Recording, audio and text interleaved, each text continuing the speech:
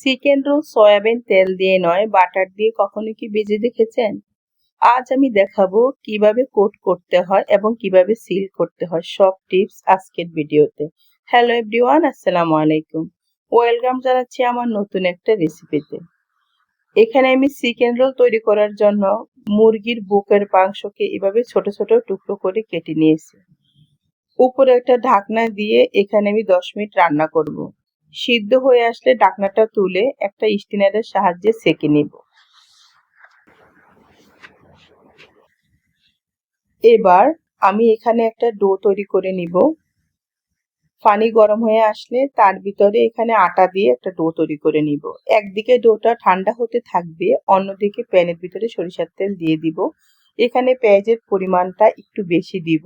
2 কাপের মতো এখানে পেঁয়াজ কুচি দিয়ে দিয়েছি। এখানে পেঁয়াজ বেশি ভাজতে যাব না, অল্প একটু ভাজবো। হালকা নরম হয়ে আসলে তার ভিতরে দিয়ে দিব 1 চামচের অর্ধেকটা আদা বাটা, রসুন বাটা, মরিচের গুঁড়া, ধনিয়া, জিরের গুঁড়া আর গরম মশলা। দিয়ে দিব পরিমাণ মতো লবণ আর দিব পানি। দিয়ে ভালো করে মশলাটাকে কষিয়ে নিব। চিকেনের টুকরোগুলোকে আমি এখানে আঁশ ছড়িয়ে নিয়েছি। দেখতেই পাচ্ছেন, হাত দিয়ে দেখাচ্ছি। এর ভিতরে চিকেনের সে আঁশগুলো দিয়ে দিব। দিয়ে দিব এখানে যে যেমন ঝালটা পছন্দ করে সে অনুপাতে কাঁচামরিচ কুচি। আর এখানে দিয়ে দিব 1 টেবিল চামচের অর্ধেকটা ঘি, 2 টেবিল চামচ পরিমাণে টমেটো সস। এই ঘিটা অবশ্যই দিবেন, তখন চিকেনের যে পোরটা আলাদা একটা স্মেল আসবে, খেতে ভালো লাগবে। যখনই প্যান থেকে ছড়িয়ে আসবে তার মানে এখানে চিকেনের পোরটা তৈরি হয়েছে। এখন আমি এখানে একটা ব্যাটার তৈরি করব। 2 টেবিল চামচ পরিমাণে দিয়ে দিলাম আটা, দিয়ে দিলাম পানি। একটা চামচের সাহায্যে নেড়ে এই ব্যাটারটা তৈরি করে ফেলবো। হাত দিয়ে দেখাচ্ছেন, এভাবে হাতের চতুর্পাশে পুরুত্ব চলে আসলে তার মানে ব্যাটারটা হয়ে গেছে। আটার ডোকে আমি অফ ক্যামেরায় ভিতরে ভিডিওটা যেন ছোট হয় সেজন্য এরকম করে রুটি বেলে নিয়েছি। দেখতে পাচ্ছেন বেশি পাতলা না, বেশি ভারী না, মিডিয়াম টাইপের করে রুটিটা বানিয়ে নিতে হবে। তার ভিতরে দিয়ে দিলাম সেই পোর, চিকেনের পোর দিয়ে চতুর্পাশে ছড়িয়ে নিয়েছি। আর দেখেন সিল করার জন্য সেই ব্যাটারটা চতুর্পাশে কিভাবে দিয়ে দিচ্ছি। এভাবে হাত দিয়ে চতুর্পাশে সিল করে দেওয়ার জন্য ব্যাটার দিয়ে দিবেন। এবার দেখেন কিভাবে রোলটা তৈরি করতে হয়। 2 পাশ থেকে প্রথম চেপে দিবেন, তারপরে অন্য পাশ থেকে আস্তে আস্তে রাউন্ড আকারে, খুবই আলতো হাতে একটু সময় নিয়ে রাউন্ড আকারে একটা রোলের মতো করে তৈরি করে নেবেন। বাস হয়ে গেছে চিকেন রোল। আমি একটা করে দেখাচ্ছি। এভাবে আমি সবগুলো চিকেন রোল তৈরি করে নিয়েছি। প্রায় সবগুলো আমার একই সাইজ হয়েছে, হয়তো একটু 19-20 হতে পারে। একটা ডিম ভেঙে ডিমের ভিতরে একটা রোল চতুর্পাশে কোট করে নিলাম। একটা কাঁটা চামচের সাহায্যে করবেন, তাহলে এদিক থেকে ওদিকে নেড়ে যাবে না। 2টা কাঁটা চামচ দিয়ে আমি তুলে নিয়েছি।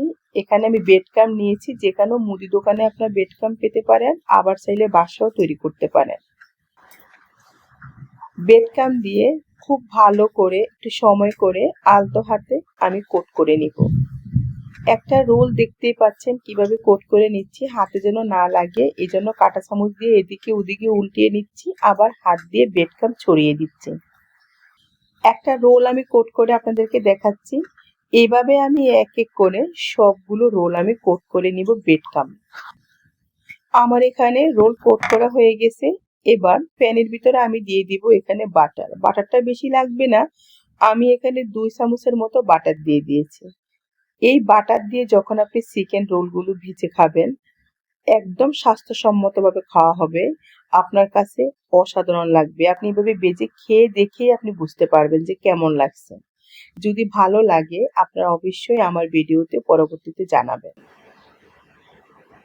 একটা পাশ এই পর্যায়ে চুলার আঁচটা কিন্তু একদম লো হিটে রেখে দিতে হবে। একটা পাশ হয়ে গেলে অন্য পাশটা আমি উল্টে নিলাম। দেখেন বাটারটা কিন্তু সব শুকিয়ে বাটার রোলের গায়ে লেগে গেছে। একটু তেল কোনো দিক থেকে নেই। যদি সোয়াবিন তেল দিয়ে করতেন, তেল চিটচিটে ভাব থাকতো, খেতে কিন্তু অতটা ভালো লাগতো না। একটা রোল আমি আপনাদেরকে ভেঙে দেখাচ্ছি।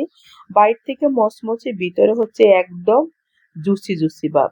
যদি আমার ভিডিওটি ভালো লেগে থাকে, যারা আমার ইউটিউব চ্যানেল থেকে দেখছেন আমাকে সাবস্ক্রাইব করে দিবেন। যারা আমার টিকটক আইডি থেকে দেখছেন ফলো দিয়ে আমার সাথে থাকবেন পরবর্তী ভিডিও পাওয়ার জন্য। আল্লাহ হাফেজ।